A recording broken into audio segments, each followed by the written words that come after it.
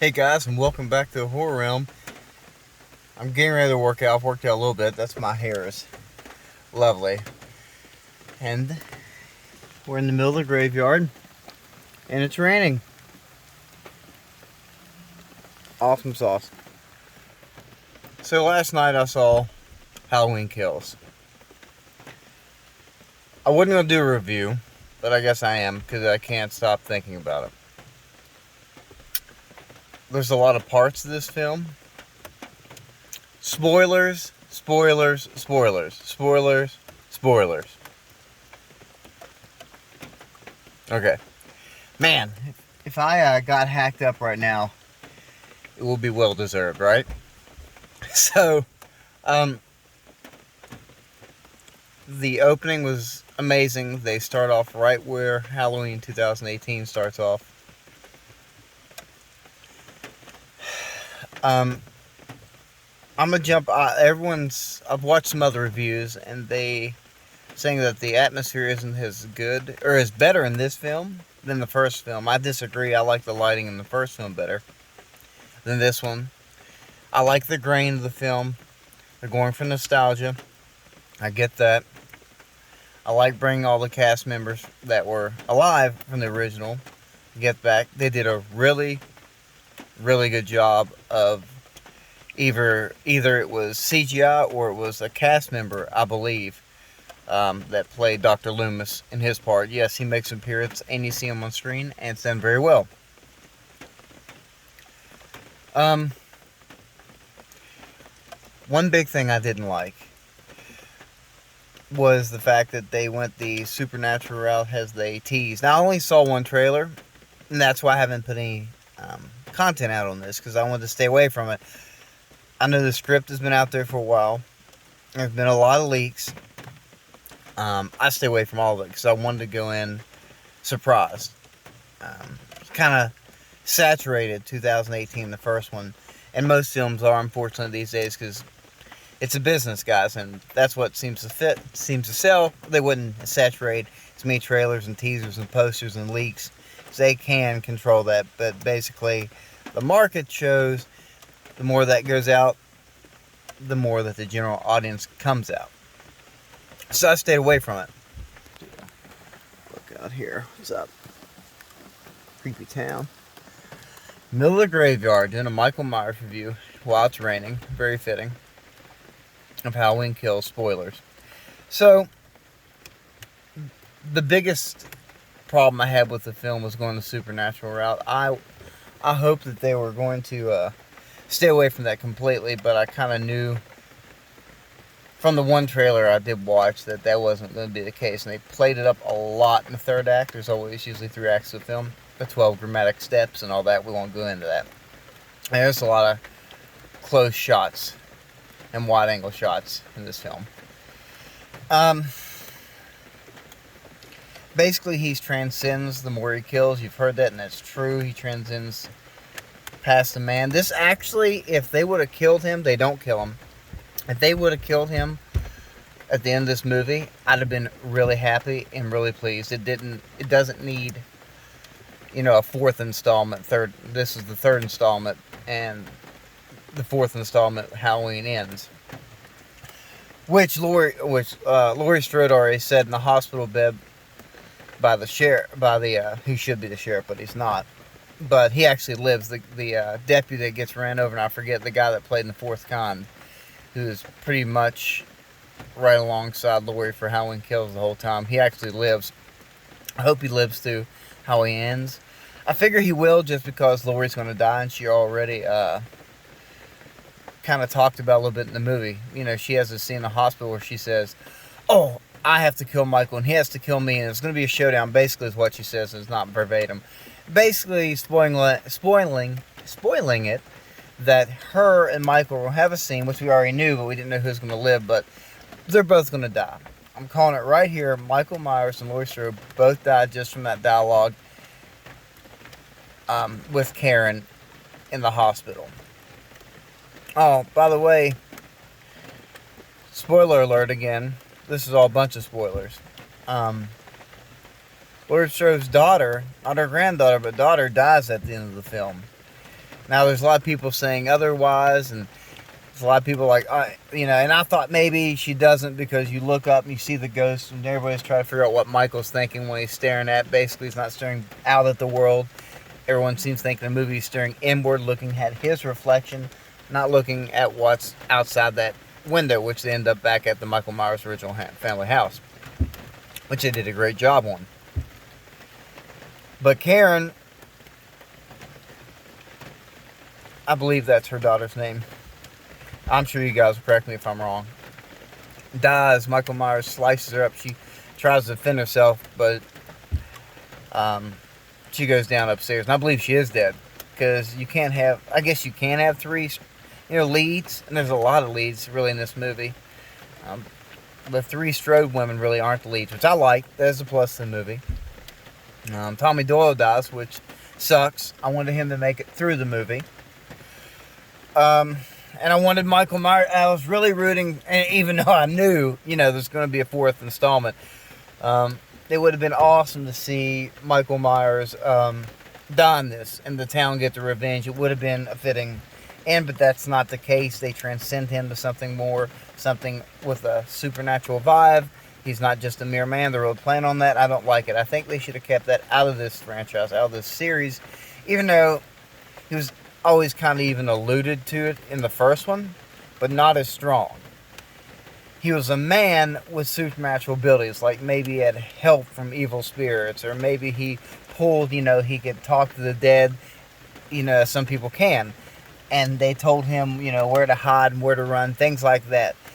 Maybe he was, a little bit stronger because of this, a little smarter because the demons are so long, they've never been born. Demons are millions of years old, thousands of years old, depends how you look at, so they have all this wisdom, and so they're feeding all this so he can elude the police and stuff. But no, they're kind of transcending him to a force, an evil force of nature, an evil demonic, basically a walking demon that can't be killed by normal means, and we've seen that a million times. And granted, we've seen in the first one that there was never supposed to be a second one, as we know. 1979 was supposed to be a standoff, but they made so much money that they did a second one, that he was supposed to die at the end of that film. He was supposed to walk around, you're not supposed to see him die, but he was supposed to die.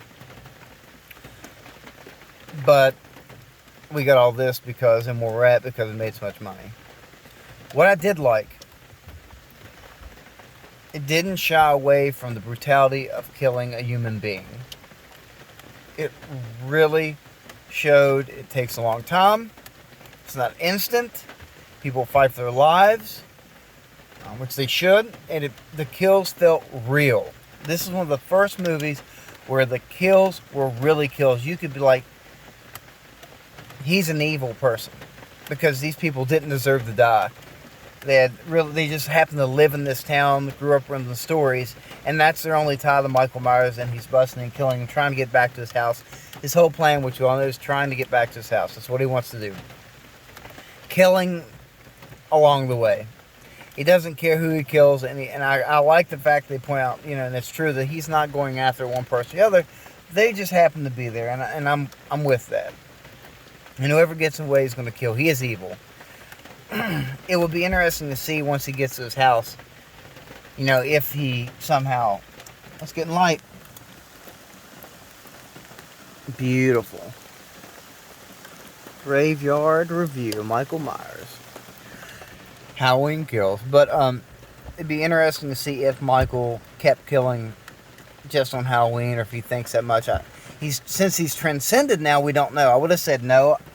I would have said he was just going to his house, and that would have been the end of it. Since they're playing the part heavily on the supernatural valve in the third act, then you don't know. Maybe every Halloween he starts to come out.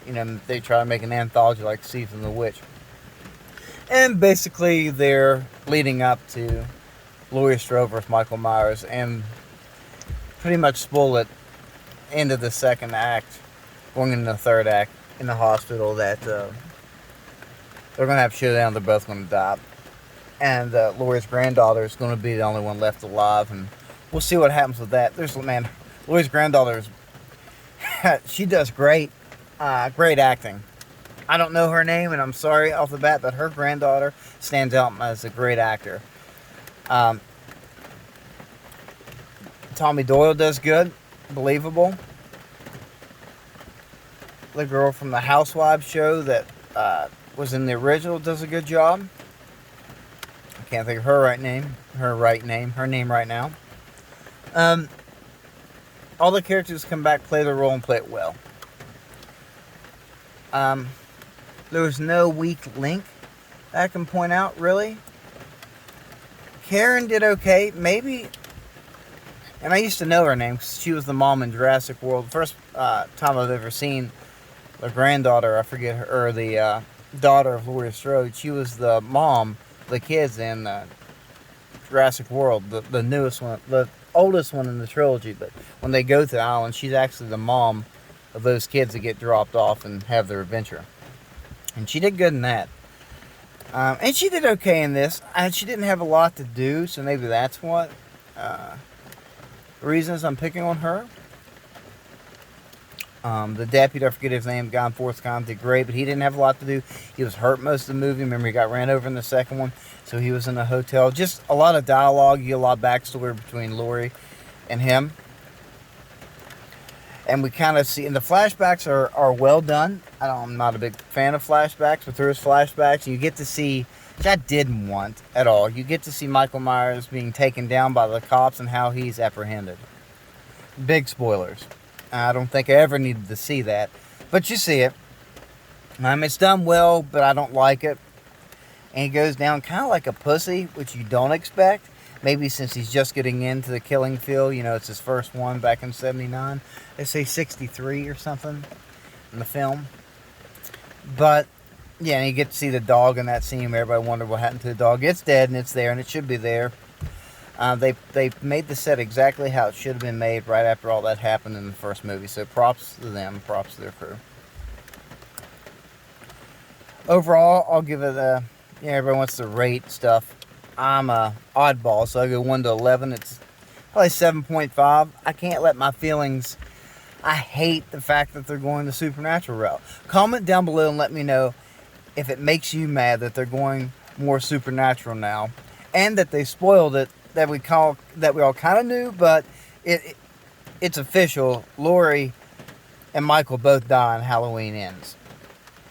I'm okay with them both dying, but I don't like them basically spilling it out to you right there in the second act, going into the third act. Man, there's a lot of deaths. If you're looking for kills, get Halloween Kills, and this is definitely the movie you want to see. It's a great Halloween movie. I would definitely go see it. Make your own opinion on it. Definitely go see it in a really nice theater. I was fortunate enough to go to Marquis Cinemas in West Virginia and see it.